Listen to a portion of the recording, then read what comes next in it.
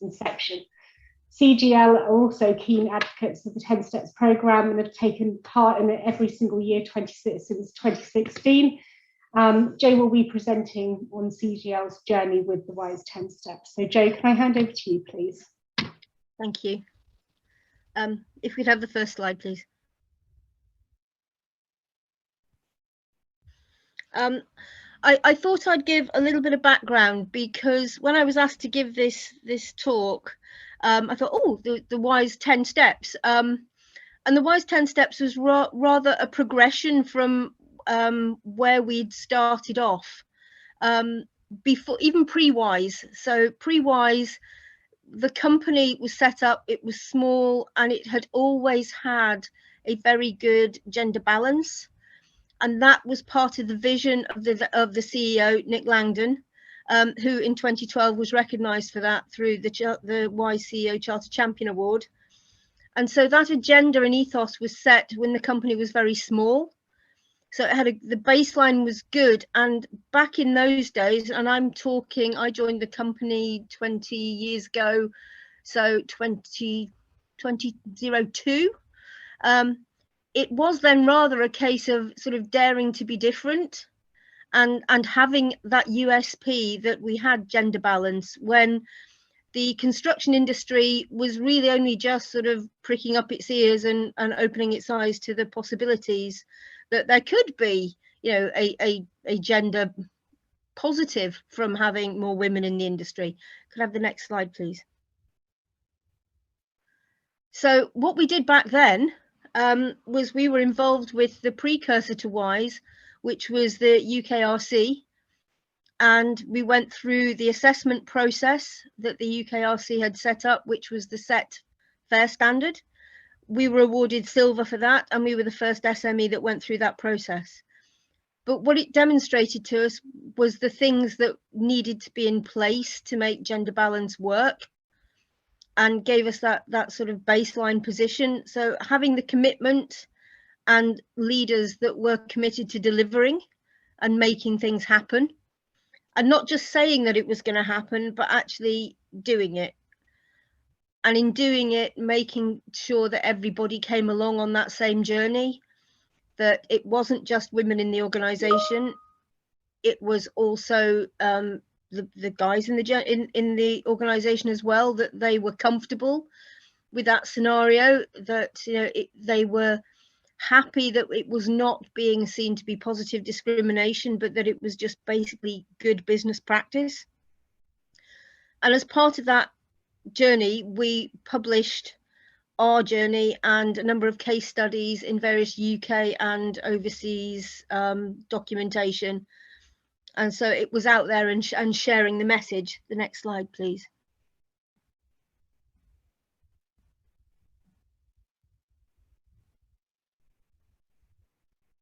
So back at the beginning of the WISE 10 Steps, you know, when this was first mooted, it was, wow, you know, this is going to be a game changer. You know, more women in business equals better business. You know, that was the strap line. And you know, this is the logo that was out there right at the very beginning with the initial signatories. As we can see, you know, it's been successful, and I would guess we've probably nearly doubled that by now. So, you know, the programme has shown to work. At the time, our CEO was the only SME in the programme, and the various individuals involved were dealing with the Royal Academy of Engineering and basing how these 10 steps were developed on good practice and what the Royal Academy had been working on and researching for a number of years, and obviously what WISE has been working on alongside that also since its inception. And it was recognised at the time, you know, when these 10 steps were put together, that, you know, it was a programme that generally suited organisations that had a significant HR support mechanism more than the smaller SMEs who didn't have that sort of the background support, so the backroom boys gathering data, data analysing and doing the things that just doesn't tend to happen when you've got a technical day job. But you know, that doesn't mean that it can't happen. So next slide, please. So you know, the question was raised, you know, will the 10 steps work for everybody? You know, can we make it work for an SME, for a small? And at the time, I think that CGL was probably around about 35 people. We're now about 75 people, and by the beginning of next year, we'll probably be about 120 through acquisitions and through a new parent company, but more of that later. But good practice is actually good practice. So if what you do is good, then it's going to have good outcomes, whether it's a small organisation or a big organisation. And I think we've seen that today through the various speakers and through the breakout session. We can adapt the interpretation of the diagnostic to the business model. So, you know, where it asks for data to be collected, that data can be collected. It doesn't have to have, you know, a whole team of people in the back room sort of doing it for a lot of people. If it's a small amount of data, then those people who are interested in it can gather that data. And we found that there was people in the business that wanted to take ownership, that wanted this to happen and wanted to make it happen. So with Nick's driving force, I was keen for it to happen. So I was keen to step up into a role that allowed and supported that data gathering.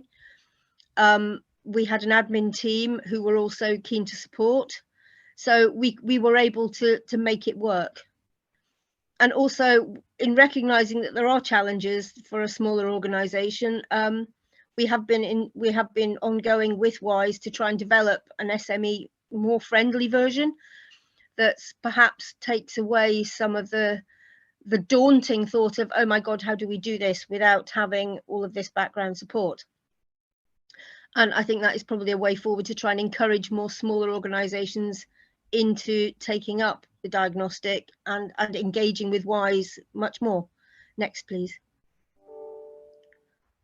So what did we do along the way? You know, how have we at CGL, as a small SME that's basically technical, got involved and made our business slightly different to the norm? Flexibility. Even before lockdown, we were looking at job flexibility and working hours and making it work for individuals. I wouldn't say that, you know, flexibility was out there as in, you know, you have flexible working, but what was always there was the option to negotiate so that people could work around their job description as to whether they could work at home, you know, what was needed to make working from home work, whether it was part-time working, whether it was changing your working hours, and recognizing that one size doesn't fit all. And I think that's been said already. A lot of the things I'm going to say reiterate what has been said, because, you know, good practice is good practice, and hopefully that's where we're all aiming to.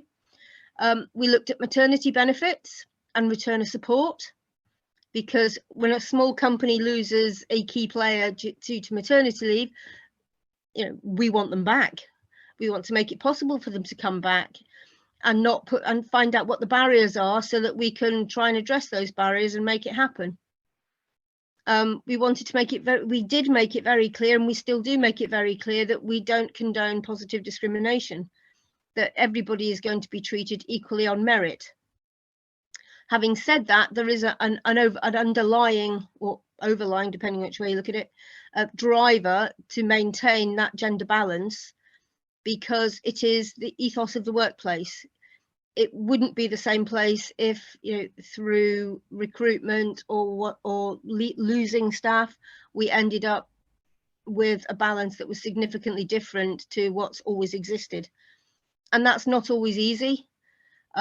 Trying to find the right people to recruit that are of the right standard, that will fit in the mix, is not always easy, and that's a challenge that we have. So we build roles around those limitations and requirements. We've also built relationships with schools and colleges. We want to be the first company of choice when some of these young people decide they want to go into engineering. We do a lot of offering work placements, or a lot in terms of a small company anyway. We certainly have several people come in every year. It's been a bit of a challenge last year, especially with people doing this at home, but we managed it. We still managed to do a couple of students on work experience. We've rolled out unconscious bias training to make sure that everybody is aware that that can be a thing. And we think we're small enough to retain that personal touch. It will be a challenge going forwards to see whether we can maintain that. And it's always been looked at as a business initiative, that, you know, keeping the staff, keeping them within the business, having well-being and a healthy workplace, and being a good place to work is always going to be, you know, positive for us as a business. So next, please. And we wanted to make sure that we were visible, that we could be doing all of these things, and the only people that knew about it would be possibly the management and a few people in the business, but actually we needed everybody to join in. So having role models, having, you know, recognizing the rising stars amongst us. And for an example, in the last sort of 4 years, we have had young people and put forward for the Grand Engineering Awards. Now, 3 of those have been women, and our current candidate or our current applicant is a woman. We don't know the results yet. It's coming later this month. We also, as part of one of the INWED initiatives, published a booklet, and we call it FOFOS, but actually it's the female face of civil engineering, and the front cover is shown there. And if anybody wants a copy, if they could let me know, because I can provide a link. And that is basically a booklet that shows a number of females working in civil engineering in various roles: site works, consultancy, contracting, QSing. The ethnic diversities are in there as well. So it's a really good sort of snapshot of what roles women can have in civil engineering. And we did a run of hard copies that ran out very quickly when the schools got hold of them. And it was supported by WISE, and it was also supported by the ICE. So we had their endorsements to it as well. We've also made a very big thing about developing our own staff, you know, supporting them through that development. And we currently have Maddie Groves, who's on the WISE Young Persons Board.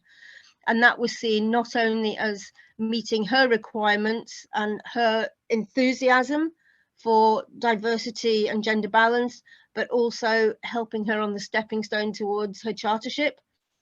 And she has now got that. So, you know, it's a win-win for both WISE and for us, that, you know, we're developing young people and we can be seen to be developing young people. So next please. But it's really important that we measure it. We have KPIs, and although we don't have to measure it, we do the gender pay gap. We regularly communicate what we have. So I've shown there's a snapshot there of Pulse, which is a dashboard that's issued to everybody and is visible to everybody. And that includes, there's a pie chart in there that shows our gender balance. We are looking at, you know, how we can improve the communications. But gender balance is something that is reported to the board on a monthly basis. And by putting it out there and sharing it with all of our employees, we hope that we can be seen to be listening to them. And if they do give us any feedback, we want them to see that we are acting on it, that it's not just a placebo, it's not just words on a page, it's actually something that's interactive, and we want people to join in and take part in that journey. And everybody has a degree of accountability, from, you know, the CEO, the MD, through our part-time HR manager, who we now have, but it's still one person on a part-time role. But also bring it down through the line managers and through into the engineers and the teams themselves, so that they all get to have a say. Next, please. So I mentioned it, and I think it's been discussed earlier about gender pay gap. You know, we are a small company. We don't have to do it. We choose to measure it. We think our numbers are comparable with, you know, other bigger organizations. It's not brilliant. It is a metric that we measure to say that, you know, certainly in the lower levels, we have a very good gender balance. We're working hard to try and to increase it and bring more up through the management levels and up into, you know, the board and beyond. And we have just gone through a merger process, and it'd be interesting to see how that pans out and how we can spread that message up through into the parent company. Next, please. So, you know, we took a step back and had a thought, you know, how has being involved in WISE and the 10 steps diagnostic helped us, and how is it continuing to help us? Well, I think the diagnostic, when we first did it, was fundamental in how we started shaping the company, its ethos, and how it grew, because it gave us a platform with which to look at various areas of the business and what initiatives we could put in place. We've been able to say that we sign up to the diagnostic and that we have this gender balance, and that we've been able to have a say within the industry as to what things can happen and how things can be done well, you know, if there is a will to do it. In the early days, it was a USP. I don't think it is so much now, but it did allow us to a degree punch above our weight, because, you know, we were able to demonstrate that it could be done. It's been a platform that's encouraged communication and trust, and that communication has to go top down, bottom up, and everybody has to listen to the message and hopefully buy into it. And we have had mutterings of, you know, some of the guys and going, well, hang on a minute, this is all about women. And, you know, we've tried to flip it on top, and where in some ways in one year we rather tongue in cheek, we had the Wise Man of the Year competition within our organization, where people were able to nominate various people, and we built an event around it, to demonstrate that actually, no, this is not just about girls, it's about the whole workforce and how we can all work together and be the best we can be. We believe that having that gender balance and being visible within WISE and the 10 steps helps us attract new recruits and gives us a workplace that provides a sense of normality, that it's no longer, you know, I can remember being the one female undergraduate on my course. I can remember being, apart from the tea ladies in the canteen, being the one female engineer on the building site, on a large construction site. It didn't bother me particularly, but I totally get that for some people, not having that gender balance is a real sort of negative and puts them off that particular workplace. And certainly having that spread does make things feel more like home. Having the 10 steps diagnostic and the work surrounding it is integral to and supports our IIP. And, you know, without being involved in WISE, it would be very hard to demonstrate some of the things that we've done and that we are doing. And we're now looking at the framework that the 10 steps gives to look at other diversities and, you know, to build more inclusivity programs into the company. It's not an easy thing to do for a small company, and Helen sort of hit the nail on the head earlier when she said that, you know, the pool out there of people available to employ is very limited. There is a skill shortage, there is a skills gap. We're trying to encourage the next generation up, but there is always going to be a time lag, and there's always going to be that little bit of a gap. We are trying to encourage people to work for us, same as Amy are trying to, and Bat and everybody else are trying to encourage people to work for them. There is only a set amount of people available. So how can we make ourselves, you know, pick of the bunch, if you like? That's what we're trying to do. We want to recruit the best. We want to retain the best. I think WISE is part of that process, and certainly the 10 steps helps us demonstrate it. Next slide, please. Hi, Joe, just to say, we've got about 2 minutes left on this presentation, if you don't mind. That's fine. Okay. I'm near the end. So that's just a quick snapshot of where we are now. Next, please. We have grown and we've retained that. So our challenges, there are lots of challenges going forward. How do we do it better? How do we improve the diagnostic score? As we have in this year, we have cascaded it down from the management level, and we've now got the team leaders involved. And it has reduced our score, but it now gives us opportunities to improve. We've got to keep spreading that message as the company grows and expands, especially as we've been acquired and we're now being added to through acquisitions. And we've got to demonstrate that that commitment continues through the board, and that the board still buys into it as the original CEOs are stepping back and the new board comes in. And that's something that is happening. We now need to communicate that and make sure that everybody is aware of it. So next one, please. And I think, yes, it is possible to have your cake and eat it. This is my final slide. This was all of us together at a team day in June 2019, celebrating International Women in Engineering Day. So I hope you can all enjoy your journey through the 10 steps and make it work for you too. Thank you very much for listening.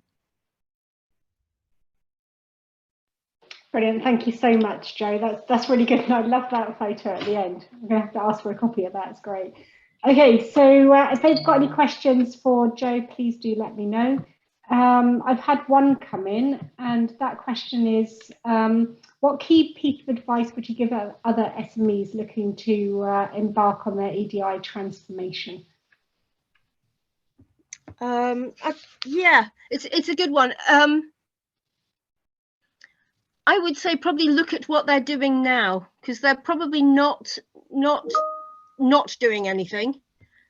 And take on board things like the WISE diagnostics so that you can benchmark yourself against, reasonable, a good framework, and then you can identify the areas where you can get, shall we say, maximum wins for minimum input at the start, so that you can gain impetus.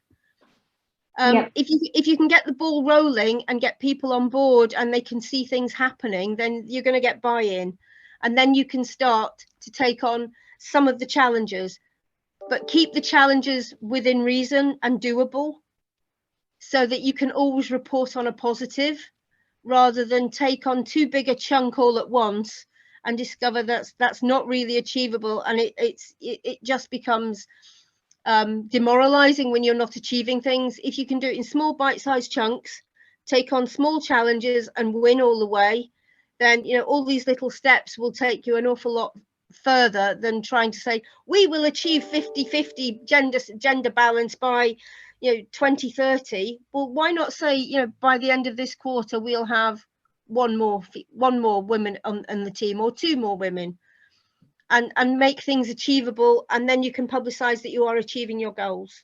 I think that's how I would say the key piece is benchmark it, set a reasonable target, and then keep achieving small ones all the way through based on a good framework. That's fantastic. I like that advice. It's very good advice for everybody today, I think.